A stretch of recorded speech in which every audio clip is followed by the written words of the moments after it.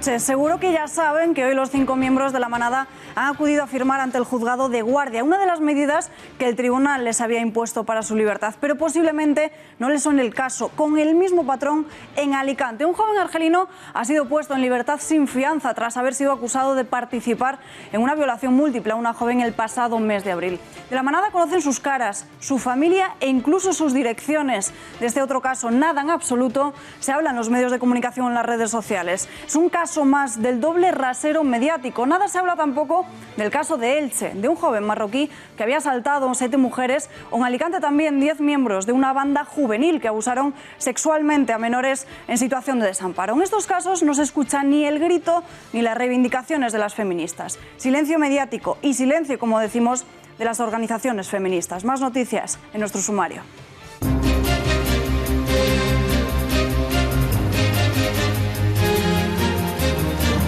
Más de 1000 migrantes han sido rescatados durante todo este fin de semana en las costas españolas por salvamento marítimo. Todo ello 6 días después de acoger a los 629 inmigrantes del Aquarius. También hemos conocido que un segundo barco de una ONG alemana con más de 200 personas a bordo ha pedido ayuda a España tras más de 3 días en el Mediterráneo ante la negativa de acogerlos por parte de Italia y de Malta. El gobierno mira en esta ocasión a la Unión Europea. ¿Hay o no hay efecto llamada? En unos minutos repasamos todos los datos.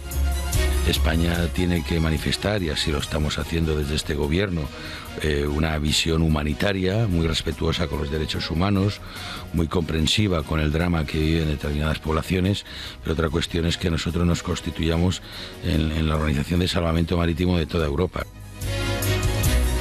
Empresarios y sindicatos han sellado un principio de acuerdo salarial hasta 2020 que va a incluir una subida de en torno al 2% más otro 1% adicional en función de beneficios, productividad y absentismo. Un problema que en 2017 costó a España 76.000 millones. Así lo han pactado hace apenas unas horas en una reunión Juan Rosell, Antonio Garamendi, Unai Sordo y Pepe Álvarez. Esta mañana ya anunciaba que se firmaría el acuerdo la ministra de Trabajo, Magdalena Valerio.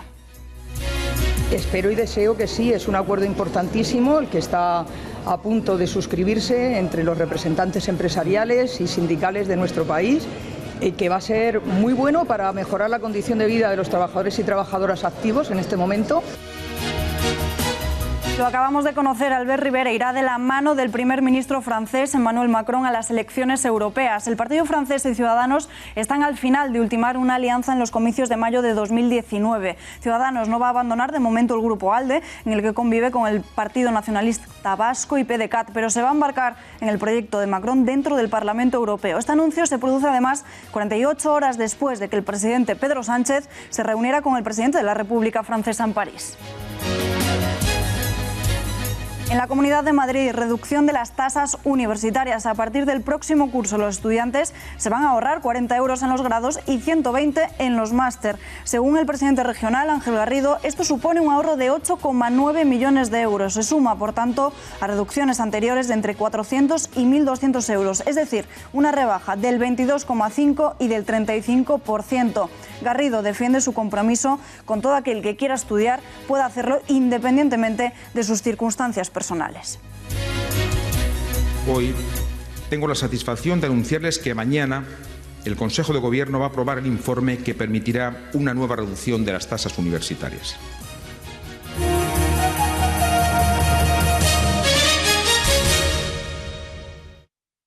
Pero usted sería partidaria de que una vez que se produzca la primera criba, que es la votación de la semana que viene, las dos candidaturas que quedan en pie hicieran un esfuerzo por integrarse para llegar al Congreso Extraordinario como una sola? Absolutamente sí. ¿Sería partidaria de una sola candidatura? Así de claro se lo digo, sería partidaria. Creo que eso sería bueno para mi partido.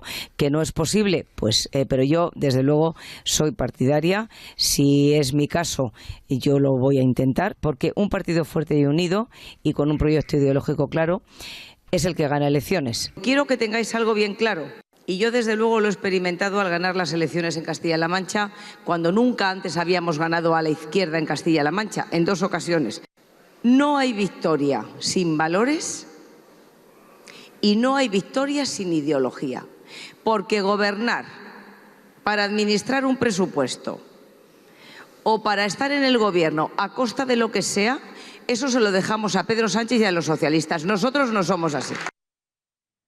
Bueno, la precandidata Cospedal se ha mostrado a favor, como acaban de escuchar, de que tras el 5 de julio, la primera vuelta de las primarias, los dos candidatos vencedores unan su candidatura de cara al Congreso extraordinario que ratificaría a su líder. Mientras Cospedal apuesta por el consenso, su rival y eterna enemiga, Soraya Sáenz de Santamaría, señala como enemigo a Pedro Sánchez y no a los otros candidatos a suceder a Rajoy.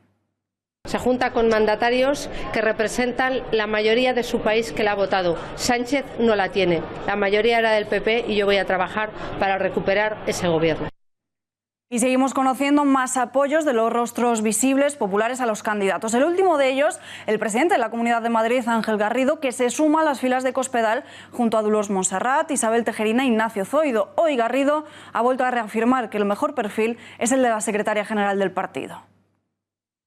Creía que un buen perfil para ser presidenta o presidente del Partido Popular y, por tanto, candidata o candidato a la presidencia del Gobierno era alguien que tuviera experiencia en el partido, respeto de los militantes, que tuviera experiencia de gobierno también y que, a ser posible, hubiera ganado elecciones. E inmediatamente el periodista de televisión me dijo: entonces Dolores de Cospedal. Digo, pues Dolores de Cospedal es una persona que reúne todos esos requisitos.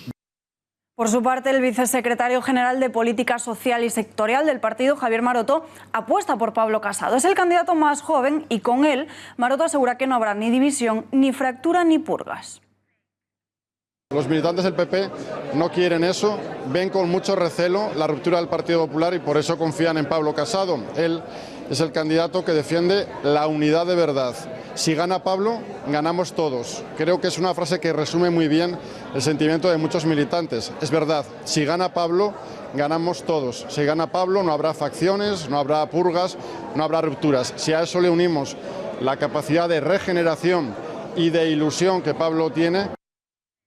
Este sábado comenzaba la campaña y la mayoría de los candidatos han tenido como centro de su discurso el artículo 155 y la gestión de la situación política en Cataluña. Ni palabras sobre su programa o el proyecto para el partido.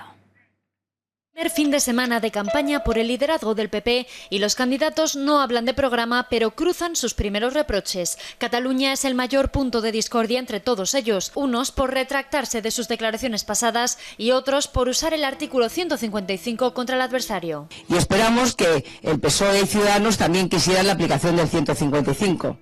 Y yo tengo que decir, a mí me hubiera gustado hacerlo antes. María Dolores de Cospedal ha blandido mano dura contra el independentismo y su herramienta TV3, pero también contra su principal contrincante, Soraya Sáenz de Santamaría, que fue parte fundamental de la negociación con la Generalitat antes de la aplicación del artículo.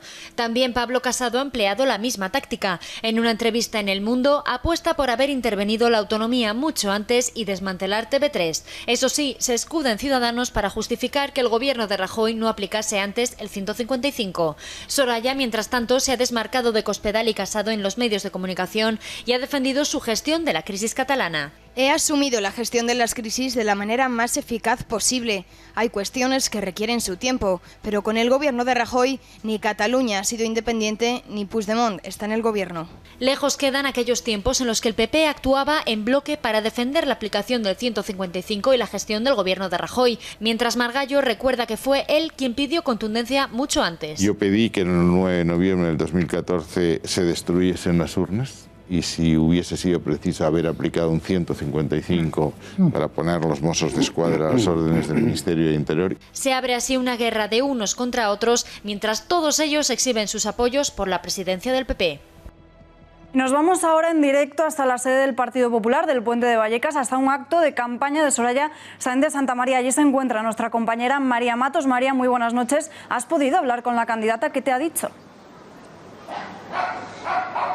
Buenas noches. Pues sí, en la sede del Partido Popular de Vallecas, porque este es el sitio elegido por ella para ver el partido de la selección española, el Mundial que se está disputando en estos momentos. Ha llegado acompañada y arropada por dirigentes muy importantes, como son los exministros Íñigo de la Serna, Alfonso Alonso o Fátima Báñez. Dentro de la sede también le estaba esperando el alcalde de Boadilla del Monte, Antonio González Perol. Es cierto que ha llegado un poco tarde, el partido ya estaba empezado, pero los afiliados afiliados allí dentro de la sede no han dudado en recibirle con cánticos a favor de ella, diciendo: Soraya, candidata, Soraya, nuestra presidenta. Una anécdota, y es que la sede de aquí de Vallecas pues es muy pequeñita, hay muy poco espacio. De hecho, nosotros nos hemos tenido que venir a la calle para hacer esta conexión y ella se ha tenido que sentar en el suelo con los afiliados para poder hacerse una foto con todos. Y ya sí, respondiendo a tu pregunta, Alba, sí que hemos podido hablar con ella, le hemos preguntado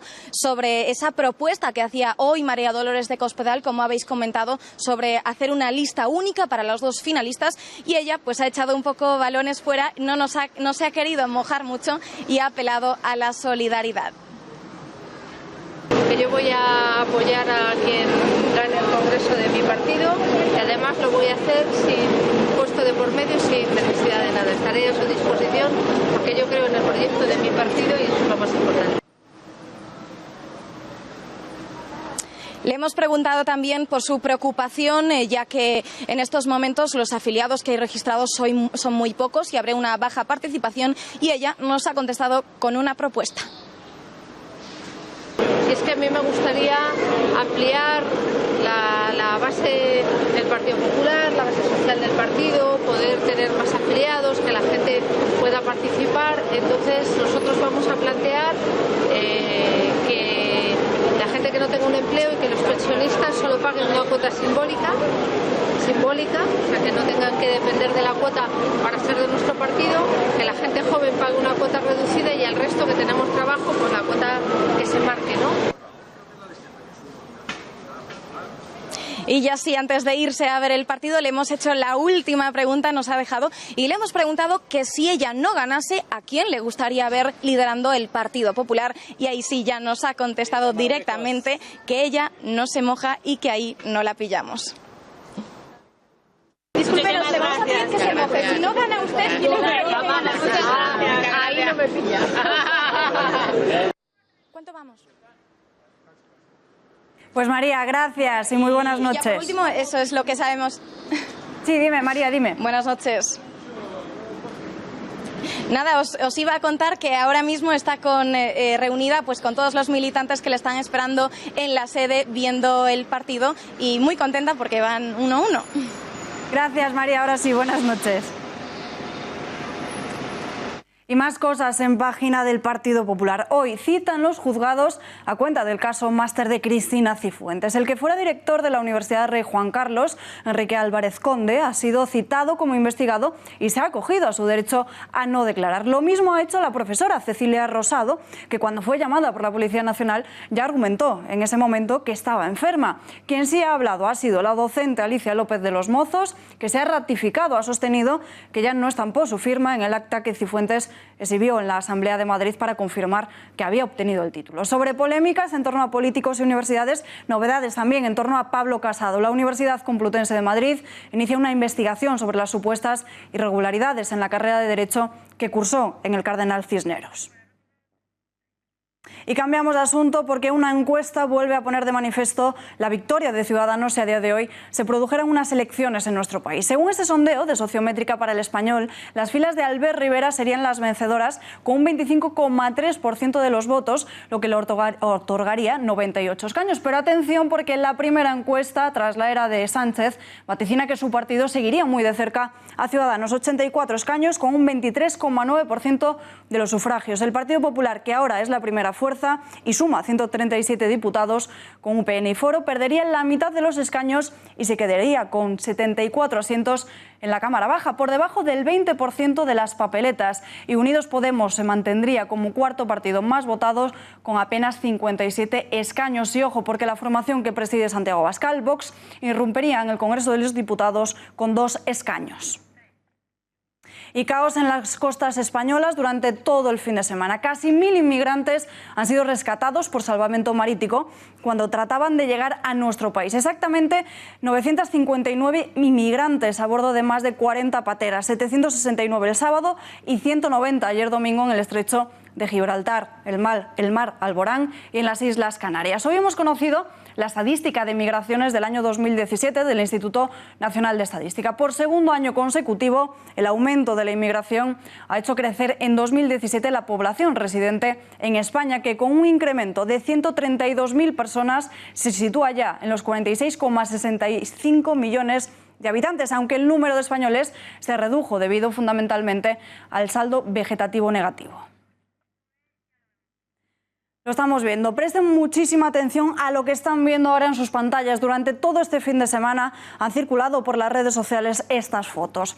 Es la ropa, el kit de emergencias que la Cruz Roja dio a los 629 migrantes del Aquarius que llegaron a Valencia el pasado 16 de junio. Son los contenedores de la basura del centro del complejo educativo de Cheste, lugar en donde fueron alojados estos migrantes. Chaqueta y pantalones de chándal, una camiseta, un par de calcetines, ropa interior, un kit de higiene personal y manta. Eso es lo que forma el pack de Cruz Roja, el que dio a cada inmigrante y que acabó, como ven, en la basura.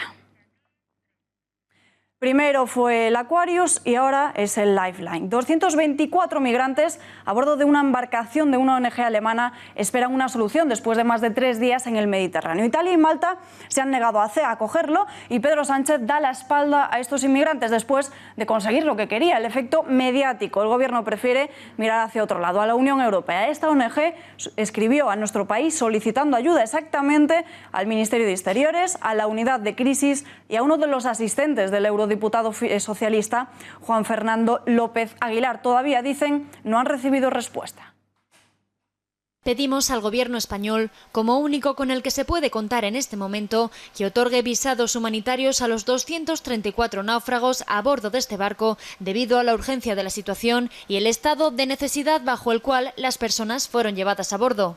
Además de eso, el Gobierno español podría negociar a nivel bilateral con Malta el desembarco de las personas del Lifeline para su posterior transporte a España en avión. Y el Gobierno ya reconoce su incapacidad. José Luis Ábalos, ministro de Fomento, ha puesto de manifiesto la necesidad de que España sea humanitaria, pero también asegura que nuestro país no puede convertirse en el salvamento marítimo de Europa. España tiene que manifestar, y así lo estamos haciendo desde este gobierno, una visión humanitaria muy respetuosa con los derechos humanos, muy comprensiva con el drama que viven determinadas poblaciones, pero otra cuestión es que nosotros nos constituyamos en la Organización de Salvamento Marítimo de toda Europa, ¿no? Sobre este segundo barco, la ministra Margarita Robles mira a la Unión Europea. Se acogió al Aquarius porque era imprescindible y por una razón humanitaria. Son palabras de la socialista. Pero estos 230 migrantes de la embarcación alemana asegura que es la Unión Europea la que tiene que hacer frente a este problema. Hacer frente a la migración es una obligación de la Unión Europea. Un país solo no puede hacer frente a estas cuestiones. Para nosotros el Aquarius supuso un aldabonazo, es decir, hay un problema humanitario muy importante y al mismo tiempo la Unión Europea tiene que hacer frente a ese problema y ese riesgo. Ha creado el Aquarius un efecto llamada. ¿Cuántos ilegales han llegado en los últimos años? Marta García Villanueva. Pues para saber si hay efecto llamada o no, vamos a fijarnos en los datos. Antes de nada, muy importante para entender la afluencia que estamos viendo es que los migrantes subsaharianos han cambiado de ruta. Antes había una que se dirigía a Libia que consta de 2.000 kilómetros, pero ahora han recuperado una ruta que puede pasar a ser una auténtica procesión de personas. Se dirigía hacia Argelia, Marruecos y finalmente a nuevas fronteras, aunque es más larga, ya que consta de 3.000 kilómetros. En estos momentos es la más utilizada. Y ahora sí, vamos con los datos. Vamos a mostrar la llegada a España de los inmigrantes en los últimos años. En 2016 llegaron a nuestro país 6.726 a bordo de 464 pateras. Y fíjense, porque si lo comparamos con un año después, en el 2017 la cifra ascendía hasta 22.000 personas, de las cuales 17.614 lo hacían en Andalucía, es decir, un incremento del 327%. Vamos ahora a comparar las cifras según la época del año. Cogemos como referencia el primer trimestre de 2017, cuando llegaron 8.849 inmigrantes en 391 pateras. Y en la misma época de este 2018 llegaron 12.375 inmigrantes en 533 embarcaciones. Aquí la cifra vuelve a subir, en este caso un 40% más que el año pasado. Si nos fijamos en la zona de entrada y miramos, por ejemplo, a Ceuta y Melilla, 6.527 inmigrantes penetraron en la frontera hispano-marroquí por la fuerza en el primer trimestre de 2017 y la cifra aumentaba un 15% hasta los 7.490. Así que, como vemos, Alba, todas las cifras se incrementan. Gracias, Marta, ha quedado clarísimo. Cambiamos de asunto. Hora y media de reunión entre Pedro Sánchez e Íñigo Urkullu. Ha sido el primer presidente autonómico que el socialista ha recibido en el Palacio de la Moncloa. Un encuentro que se ha saldado con un pacto entre ambos. Por un lado, la modificación del sistema penitenciario, es decir, que se cambie para que los etarras presos puedan ser acercados a las cárceles del País Vasco. Y por otra parte, el traspaso de las 37 competencias pendientes en el Estatuto de Gernika. El presidente vasco también ha trasladado a Sánchez todas sus prioridades, como el cambio de modelo de Estado para que la Constitución española asuma la plurinacionalidad. Y tras esta reunión, el lehendakari ha comparecido en rueda de prensa. Urkullu ha querido destacar que las relaciones con el Gobierno han mejorado desde que Sánchez está en la Moncloa y ha puesto de manifiesto que es necesario una reorientación legal, y darle un nuevo enfoque a la política penitenciaria. Y la propuesta para una reorientación legal de la política penitenciaria y el acercamiento de personas presas. Se trata de abordar una nueva política que supere las medidas de excepcionalidad, el ámbito de la modificación en la gestión de la política penitenciaria. Sí, hemos adoptado el acuerdo de conformar un grupo de trabajo compartido entre ambos gobiernos en relación a la gestión económica del régimen económico de la seguridad social, particularmente en esa reflexión compartida de lo que es la situación que afecta al sistema de la seguridad social como también al sistema de pensiones. Creemos necesaria una política europea común que dé respuesta tanto a las necesidades de las personas migrantes como a las personas refugiadas y solicitantes de asilo. No hemos hablado de ruptura, sino de convivencia desde el respeto mutuo. En esta línea, ojo a las declaraciones del nuevo delegado de Gobierno, Jesús Loza. Apuesta por el acercamiento progresivo e individualizado de los presos de ETA dentro de una reformulación penitenciaria. Escuchen. Nos podríamos plantear así cuál sería la política penitenciaria que más ayudase a la convivencia, si mantener el alejamiento y la dispersión a 1000 kilómetros con todos en primer grado o si buscar una alternativa. Y a mi juicio debiera ser una política que buscase la reinserción, que cumpliese escrupulosamente la ley y que pusiera en marcha medidas de apoyo y acompañamiento al itinerario de reinserción. Por ejemplo, el acercamiento progresivo e individualizado de presos. Y vean lo que sucedió en Alsasua este fin de semana con motivo de la Noche de San Juan. Un grupo de radicales realizó una representación de un cuartel de la Guardia Civil y lo quemaron al grito de "fuera de aquí". La Asociación Española de Guardias Civiles ha tachado este acto de vandálico y afirma que es obra de cobardes, como los condenados que se aprovecharon de su condición mayoritaria para agredir a 2 compañeros y a 2 mujeres. Se demuestra para la asociación, una vez más, que el fanatismo y la ignorancia van de la mano, que poco se puede esperar de estos individuos que han realizado esta provocación gratuita.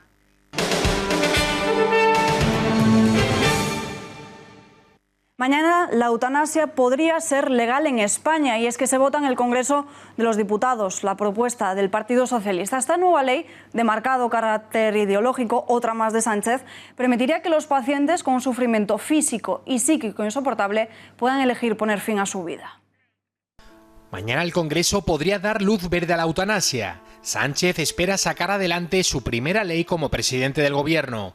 Se trata de la proposición de ley orgánica de regulación de la eutanasia que se vota por iniciativa del PSOE, que la registró el 3 de mayo antes de saber que Sánchez se convertiría en presidente del Gobierno. Uno de los redactores de la proposición es el médico y diputado socialista Jesús María Fernández.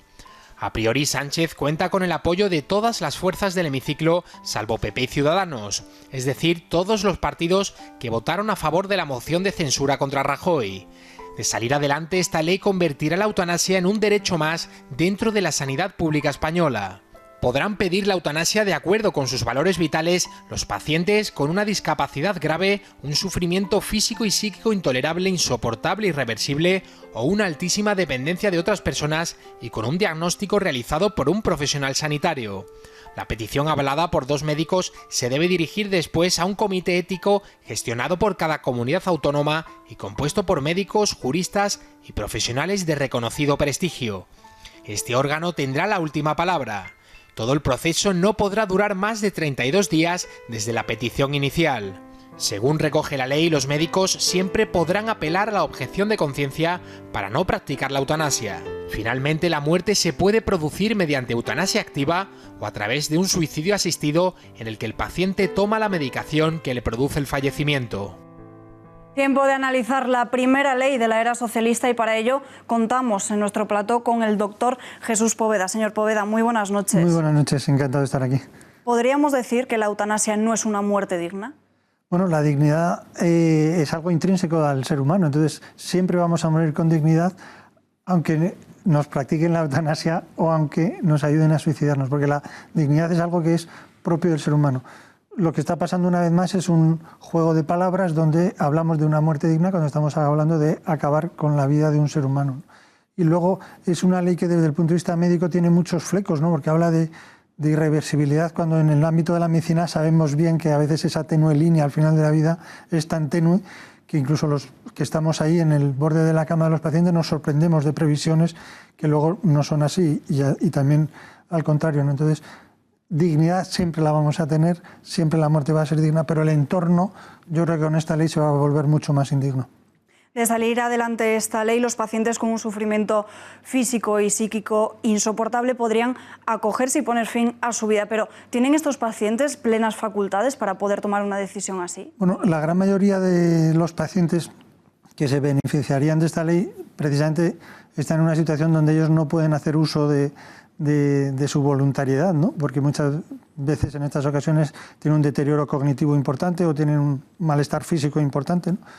Y entonces se va a jugar mucho con esa voluntad anticipada y también con ese entorno familiar, ¿no? Ese entorno familiar o ese entorno social. Hay un párrafo de esta ley que a mí me ha sorprendido mucho cuando dice que el entorno lo considere insoportable, ¿no? Muchas veces el entorno lo considera insoportable, pero hay que buscar otros entornos que sean soportables, ¿no? Porque entonces al final deja de ser un problema realmente médico para ser un problema social y un problema que realmente se quiere atajar con una práctica médica que desde mi punto de vista es una pendiente resbaladiza muy peligrosa, ¿no? Es decir, si el paciente no puede comunicar su voluntad y el entorno decide poner fin a su vida, ¿se podría hacer? Sí, porque muchas veces se habla de la persona que tiene la patria potestad o la tutoría de la vida de esa persona, ¿no?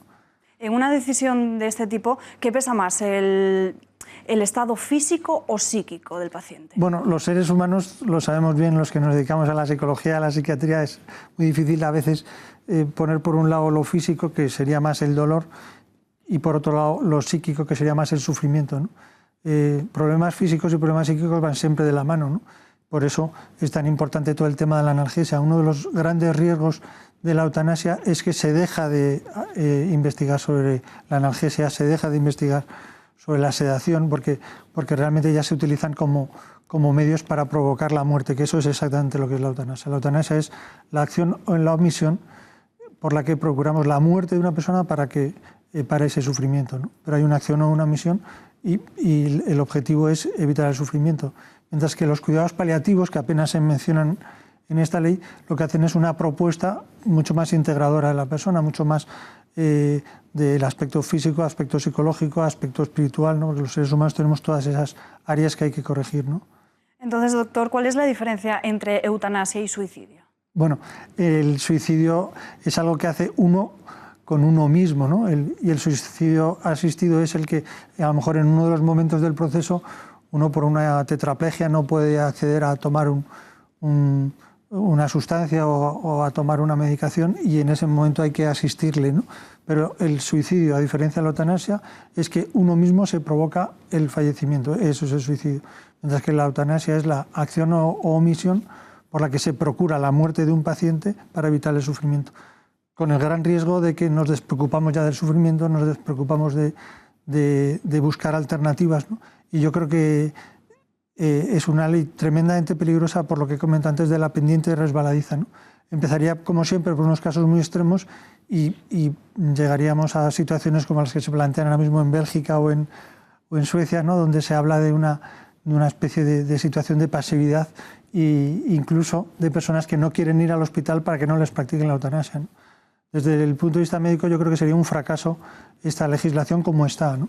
Que evidentemente hay que regular este tema, por supuesto, que estamos en el año 2018, que hay que potenciar los cuidados paliativos, por supuesto, ¿no? Pero a mí me parece que esta ley como está es un despropósito desde el ámbito médico.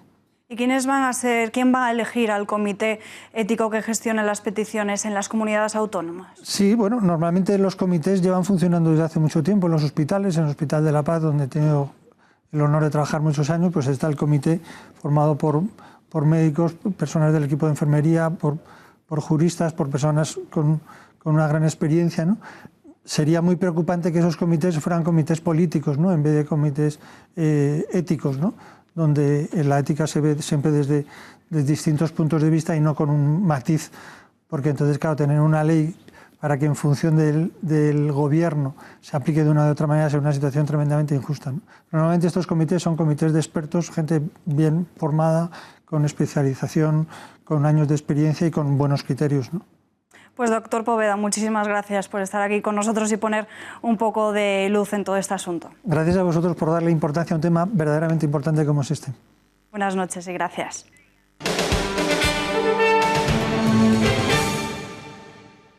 Esta tarde se han reunido Juan Rosell, Antonio Gramendi, Unai Sordo y Pepe Álvarez para cerrar un pacto sobre el acuerdo salarial. Esta mañana, Magdalena Valerio, ministra de Trabajo, lo ha calificado de magnífico y ha asegurado que hay que luchar contra la explotación laboral. Espero y deseo que sí, es un acuerdo importantísimo el que está a punto de suscribirse entre los representantes empresariales y sindicales de nuestro país, que va a ser muy bueno para mejorar la condición de vida de los trabajadores y trabajadoras activos en este momento y que también va a servir para elevar las cotizaciones a la seguridad social. Así que creo que va a ser es una magnífica noticia. Voy a empezar una ronda de reuniones individuales con todas las organizaciones para empezar ya a hablar de programa de trabajo y de los temas que vamos a tratar. También vamos a esperar a ver qué cuestiones nos plantean ellos en esa posibilidad de acuerdo tripartito. Y desde luego también uno de los temas que vamos a trabajar en mucha profundidad va a ser el tema de pensiones, ¿no? Garantía del poder adquisitivo. Creemos que es compatible con la estabilidad presupuestaria. Por su parte, esta mañana los sindicatos han preferido mantenerse prudentes. Unai Sordo, secretario general de Comisiones Obreras, aseguraba que la firma del acuerdo era compleja y que todavía tenían que encajar muchas piezas. Pues aparentemente sí, porque se supone que los elementos centrales están bastante adelantados y están bastante acordados, ¿no? Lo que pasa que en un acuerdo, cualquiera que haya participado de negociaciones complejas sabe que hasta que no está todo acordado no está nada acordado, ¿no? Y son muchas piezas que tienen que encajar, muchos compromisos también, como digo, para abrir una nueva fase de diálogo entre patronal y sindicatos y también con el nuevo gobierno. Cuando Pedro Sánchez era oposición, exigió en numerosas ocasiones al gobierno de Mariano Rajoy conocer la identidad de todos aquellos que se habían acogido a la amnistía fiscal. Pues ahora que ha llegado al Ejecutivo, era uno de los primeros movimientos que Sánchez podría llevar a cabo y se ha negado. 30.000 personas fueron las que se acogieron en 2012 a esta medida para conseguir que Hacienda recaudase dinero de todo aquello que se había ocultado y no se había declarado. En el equipo económico del socialista hay quien no quiere que se conozca esta lista de nombres.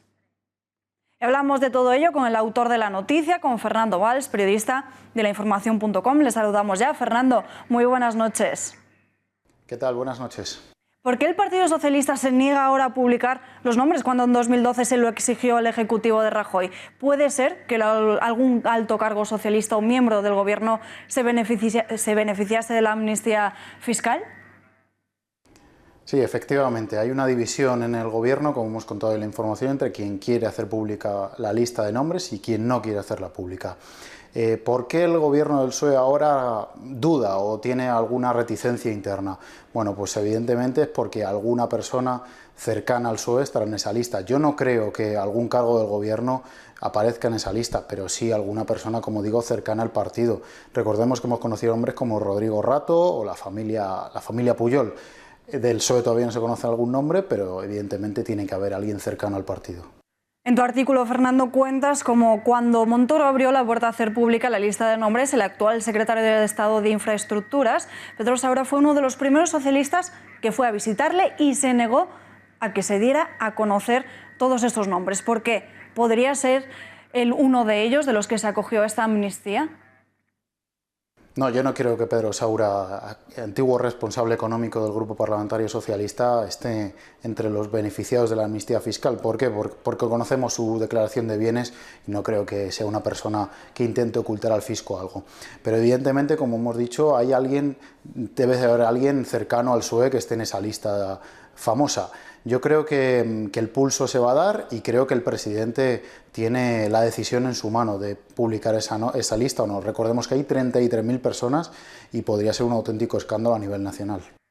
El exministro de Hacienda, el popular Cristóbal Montoro, parece dispuesto ahora a que se hiciera pública la lista de los antiguos defraudadores. ¿Es un indicio más de que sabe que importantes socialistas regularizaron su dinero negro durante la época de la amnistía fiscal?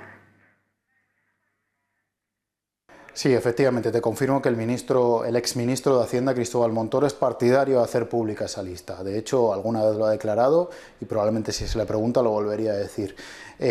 ¿Quién aparece en esa lista? Pues bueno, en principio eso es secreto, la ley lo ampara, el secreto de esa lista, pero evidentemente el exministro conoce esos nombres. Claro que él sospecha que hay algún socialista y por eso es partidario de ello, pero también recordemos que hay gente cercana al Partido Popular que aparece en esa lista, sin ir más lejos el ex vicepresidente Rodrigo Rato. Ya te digo, conocer esa lista sería un auténtico escándalo a nivel nacional y probablemente acabaría con la carrera política de mucha gente en ambos partidos, tanto en PSOE como en PP. Por último, Fernando, el Partido Socialista, con Pedro Sánchez a la cabeza, intentó reprobar a Montoro después de que el Constitucional rechazase su amnistía. Quedaría públicamente señalado si ahora prefiere ocultar a los mismos defraudadores que en ese momento señaló.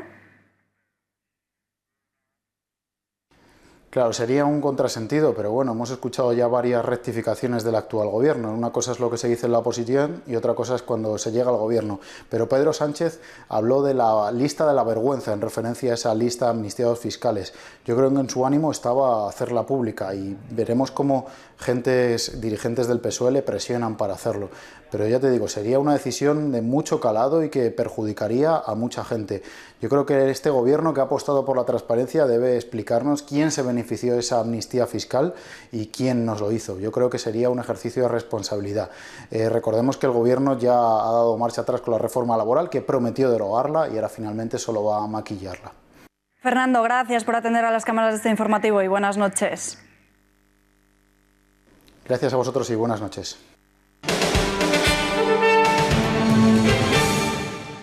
Y la Moncloa no ha sido el único escenario de reuniones en el día de hoy. También ha sido objeto de todos los focos mediáticos el encuentro en el Palau de la Generalitat entre Pablo Iglesias y Quim Torra. El de Podemos ha aprovechado la ocasión para hacer de mediador entre Sánchez y el presidente catalán y se ha acercado a las posturas defendidas por el separatista, entre ellas las referentes a los golpistas presos. Iglesias ha insistido en que, aunque es una cuestión que atañe a los jueces, a él le consta que el presidente del gobierno, a Pedro Sánchez, querría un acercamiento a las cárceles catalanas. Tras una hora de conversación, Pablo Iglesias ha manifestado su intención de visitar a los golpistas encarcelados. Asegura que acercarlos a las cárceles catalanas es imprescindible y ha calificado de muy torpe el papel de Su Majestad Felipe VI. Me ha transmitido dos preocupaciones que no me sorprenden. La primera de ellas es la situación de los presos. En ese sentido, creo que es muy importante, como primera medida que va a contribuir a la distensión y al diálogo y al mismo tiempo al cumplimiento de uno de los principios penitenciarios básicos, el acercamiento de los presos catalanes a cárceles de Cataluña para que puedan estar cerca de sus familias. Como la monarquía española está vinculada a la corrupción. Y esto es algo indiscutible. El señor Urdangarín no hubiera podido cometer los delitos que cometió si no hubiera estado vinculado al rey de España. Creo que la monarquía ha jugado un papel muy torpe, un papel de desunión de los ciudadanos en el conflicto catalán. Creo que ello puede contribuir a la distensión y creo que es bueno que se establezca un diálogo con las personas que están en situación de privación de libertad. El viernes se veían por primera vez el presidente de la Generalitat y Su Majestad Felipe VI. Quim Torra había arremetido horas antes contra el rey por haber ido, según el separatista, en contra de los catalanes e incluso negaba hacerse una foto con él. Pues vean cómo fue acogido el rey por todos los ciudadanos de la región catalana a gritos de viva.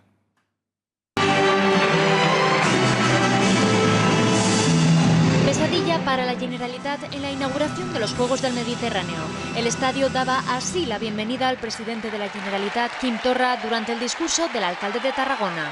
President de la Generalitat de Catalunya, autoritats estatals. Con una ensordecedora pitada para Quim Torra y aplausos y vítores durante el himno de España.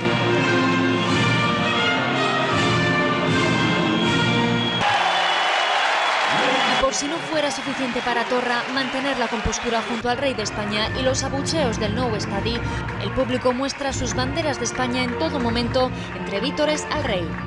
Una humillación para el independentismo, que ataca ahora a la organización del evento diciendo que había seleccionado al público para que abucheara a Quim Torra. Toda una bofetada televisada para el gobierno. En su estrategia de ceder ante el separatismo catalán, el gobierno de Pedro Sánchez estudia la retirada de recursos al Tribunal Constitucional de al menos 10 leyes catalanas recurridas por el anterior gobierno a propósito de la aplicación del 155. Javier Torres, ¿cuáles son esas leyes? Vamos a verlo, Alba. Según el diario ABC, Pedro Sánchez ha dado la orden a su equipo para que se revisen los recursos de inconstitucionalidad interpuestos por el Ejecutivo anterior, el del Partido Popular, a una decena de leyes aprobadas por el Parlamento. El Gobierno estaría dispuesto a levantar algunas de esas impugnaciones presentadas ante el Tribunal Constitucional para renegociarlas directamente con la Generalitat, con Quim Torra. Ahí lo estamos viendo.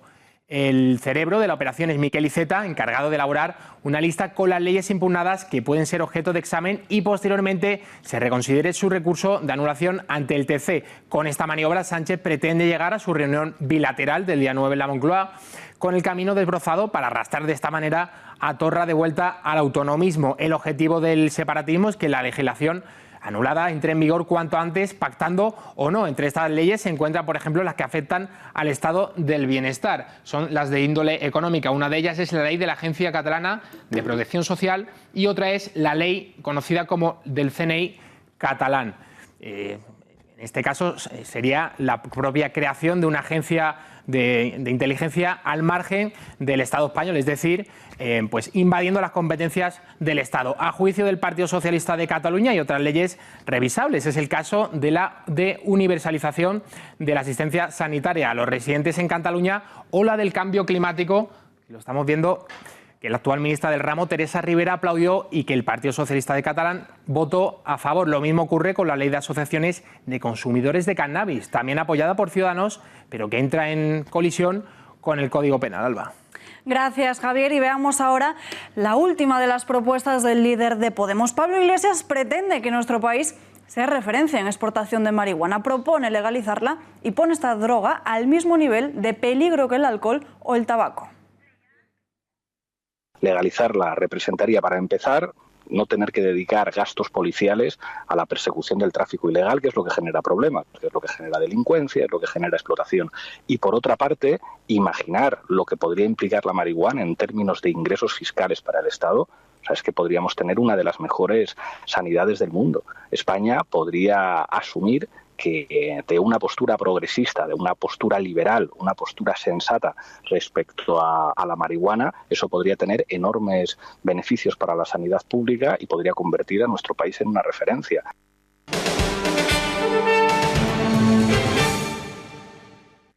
Abrimos página de sucesos porque 4 agentes locales de Getafe resultaron heridos brutalmente por un grupo de entre 20 y 25 personas en el barrio de Perales del Río. Ha estado siguiendo toda la información nuestra compañera Miriam Olivas y nuestra redacción de informativos. Miriam, muy buenas noches. ¿Qué fue lo que pasó exactamente? Cuéntanos. Buenas noches, Alba. Así es, 4 agentes de la policía local de Getafe han sido brutalmente agredidos. Sucedió el sábado de madrugada en Perales del Río. Todo comenzaba cuando se presenciaron por segunda vez en una vivienda donde había una fiesta flamenca y le pidieron que bajaran la música tras las reiteradas llamadas de los vecinos afectados por el ruido. Fue entonces cuando en torno a 20 y 25 personas les agredieron sin mediar palabra de forma brutal. Pudieron llamar a refuerzos y esa segunda patrulla fue lo que impidió que esa agresión no fuera más. Los 4 agentes fueron trasladados al hospital de Getafe, donde fueron atendidos por contusiones y golpes en la cabeza. Ahora todos están en un estado leve. La sección sindical del Ayuntamiento de Getafe ha manifestado el continuado abandono que sufre la policía local de ese municipio y en el turno de noche. Gracias, Miriam. El viernes salían en libertad los miembros de La Manada y hoy todos ellos han acudido a firmar ante el juzgado de Guardia. Una de las medidas que el tribunal les ha impuesto para su libertad. Seguro que esto ya lo saben, pero lo que no conocen la mayoría de españoles es que ha sucedido exactamente lo mismo en Alicante. Hoy ha sido puesto en libertad un joven argelino acusado de participar en una violación múltiple a una joven de 19 años el pasado abril. Nosotros hemos querido salir a las calles para comprobar cuántos ciudadanos han escuchado hablar de ello. Ay, no me di cuenta. No, no lo conozco. ¿Le conocéis? No. No. Pues no, la verdad. No. No. Creo que no. Pues no, realmente no. La verdad es que no. Pues no, tan mediático como ese no se me ocurre ninguno ahora mismo. No.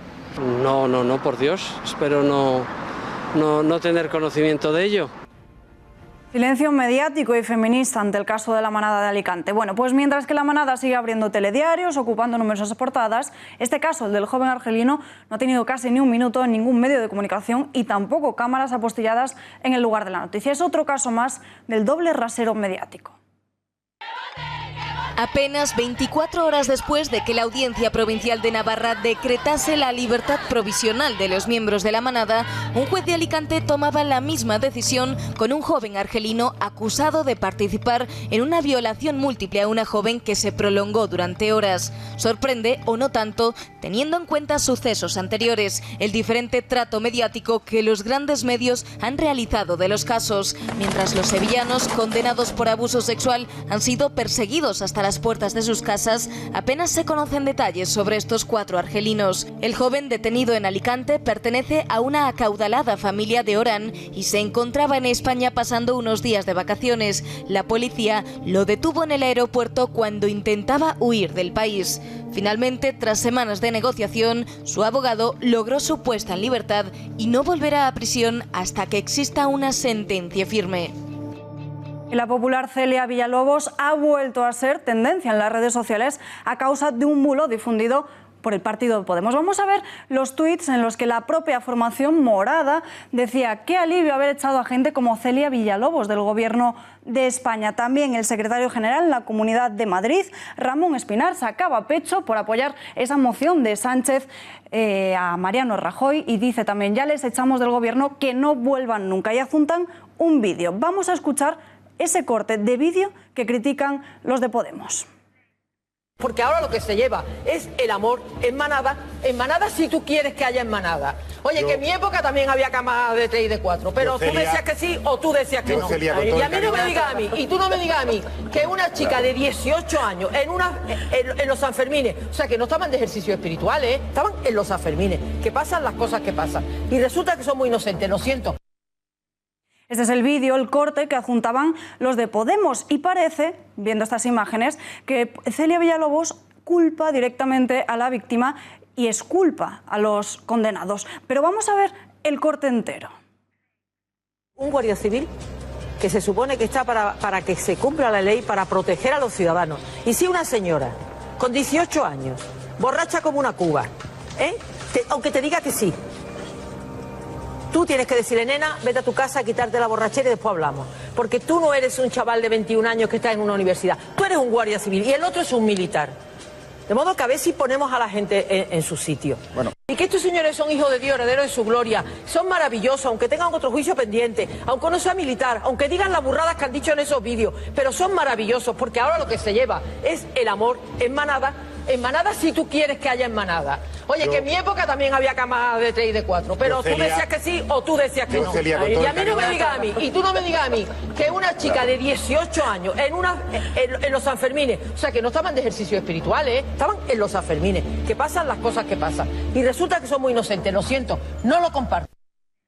Bueno, unas declaraciones totalmente sacadas de contexto, y después de que las redes sociales se echasen encima de los de Podemos, vamos a ver lo que publicaba uno de ellos en su perfil de Twitter, concretamente Pablo Echenique. He publicado un corte de Celia Villalobos hablando sobre la manada que me pareció muy claro. Leyendo las opiniones de las personas que estuvieron allí, dudo sobre mi interpretación. Por eso he borrado el tuit y pido disculpas si me he equivocado. En política hay que ser riguroso. Como ven, se han visto obligados a pedir disculpas.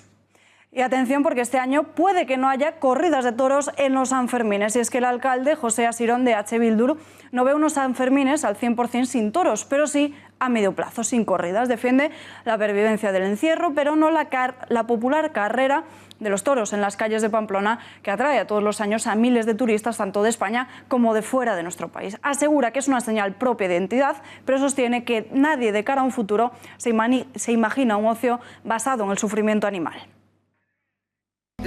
Nuevo ataque a la tauromaquia, y esta vez en Pamplona. El alcalde Joseba Asirón amenaza con acabar con las corridas de toros en la capital navarra, centro del universo taurino, durante las fiestas de San Fermín. Asirón, alcalde de Pamplona por Bildu desde el año 2015, se sienta cada 7 de julio en el palco de la Plaza de Toros para presidir la corrida del Día Grande. Hasta ahora jamás había declarado nada contra la fiesta.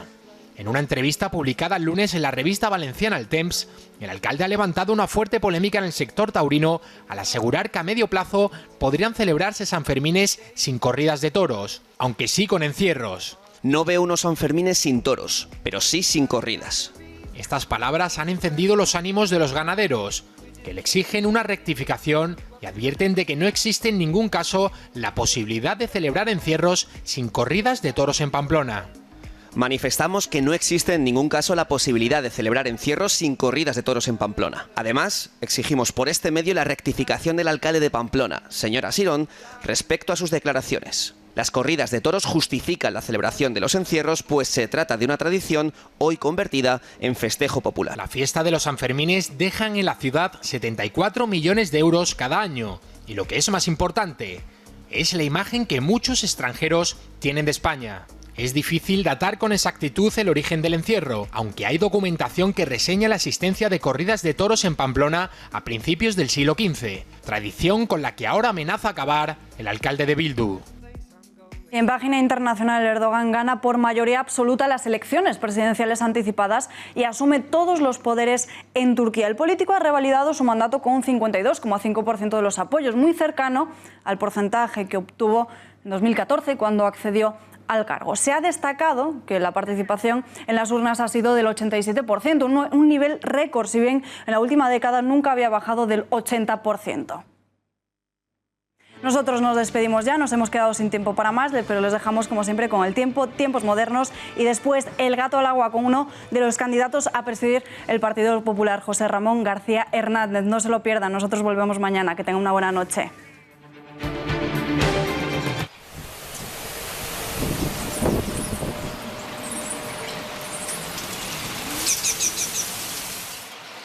Hola a todos, ¿cómo estáis? Bueno, pues empezamos esta primera semana completa del verano, se acabaron los coles para muchos, empiezan las vacaciones para muchos otros, y nosotros pendientes por una parte del intenso calor que sigue haciendo en algunas zonas de España, pero especialmente de estos pequeños embolsamientos de aire frío que tenemos desde que arrancó este mes de junio, prácticamente rondando el noroeste peninsular. Aire frío que, por cierto, pues cuando se cuela hacia el interior peninsular puede favorecer la inestabilidad, la formación de tormentas, aunque no van a ser tan frecuentes como las que tuvimos hace unas semanas. Y esas bajas presiones, como veis, van a seguir ahí pululando por la zona del Atlántico, aire frío que puede, como podéis ver, generar algunas tormentas por el norte peninsular durante los próximos días, pero en general no va a ser tanta cosa, aunque las tormentas localmente sí que pueden ser fuertes y con granizo algunos días. Vamos a ver lo que pasa el lunes, ahí las tenemos apareciendo por Galicia tan solo.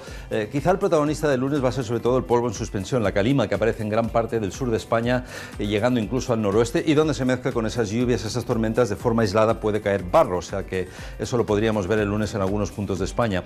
Poniente aquí abajo en el estrecho, vientos del este más intensos aquí en el Cantábrico occidental y el alisio en Canarias, con nubes al norte de las islas. Las temperaturas bajando el lunes por Galicia y zonas del oeste peninsular, o sea que ahí restaremos algunos grados a los termómetros. Jornada del martes, ya veis que hay más nubes, más tormentas, se reparten por la cordillera Cantábrica, especialmente por aquí, por la zona del Ibérico. Sigue la calima en la mitad sur peninsular, aunque poco a poco se irá retirando, cielos más abiertos en el Mediterráneo con algunas nubes apareciendo.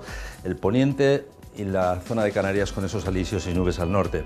Y ya para la jornada del miércoles, si os fijáis, las tormentas se van más hacia el nordeste. Pirineos, Alto Ebro, atención al Ibérico, alguna tormenta fuerte con granizo, como decíamos, y cielos parcialmente nubosos por zonas del noroeste con ambiente más soleado hacia el sur y en la vertiente mediterránea, al igual que en Canarias. Además, este día sí que las temperaturas podrían subir en zonas de Galicia y bajar en zonas del interior, sobre todo por esas tormentas y esas nubes más activas. Y así vamos a llegar hacia el final de la semana, llegando incluso al mes de julio, la borrasca al oeste de la península ibérica, generando todavía, como podéis ver, algunas tormentas por la zona del noroeste especialmente, pero tampoco gran cosa. Seguiremos con ese ambiente clásico de la recta final del mes de junio, con calor por el sur, con algunas tormentas y con tiempo en general más estable que otra cosa. Lo iremos contando esta semana aquí, por supuesto, en eltiempo.es.